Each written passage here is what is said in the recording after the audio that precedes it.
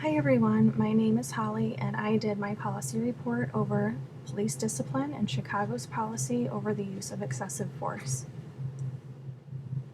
Currently in the news and all over social media, we hear stories revolving around the fatality of George Floyd.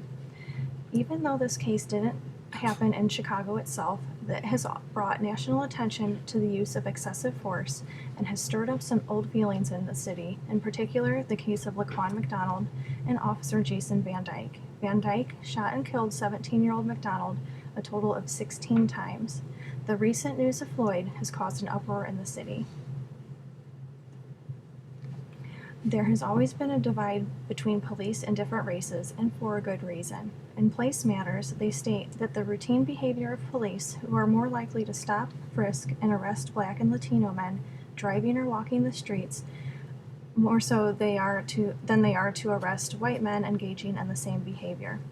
This stigma, in turn, could give the minority a defensive attitude towards authority, oftentimes because they lacked any kind of protection from the police and had to resort to violence in order to survive. Recently, peaceful protests have turned into riots, where police have endured verbal and physical assaults. Hatred towards police stems deeper than the tragedies in today's news. We can see it in movies and we hear it in music. Oftentimes, officers may feel their actions are justified, but there is zero tolerance for abuse of power.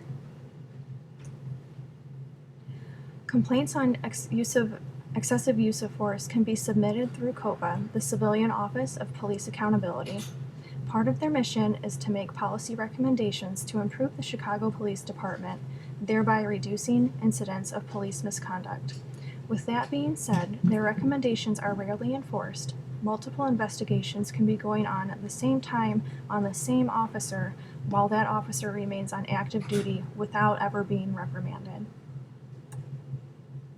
The current policy was recently reformed due to the Van Dyke case.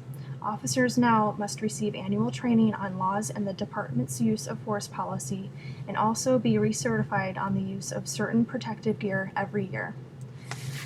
This new policy addresses almost everything except the accountability and disciplinary actions of the police. So where are the guidelines? Some officers undergoing investigations only receive desk duty for 30 days and then are back out on patrol like nothing ever happened.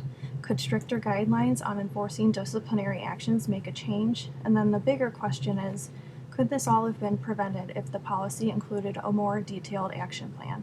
What do you guys think?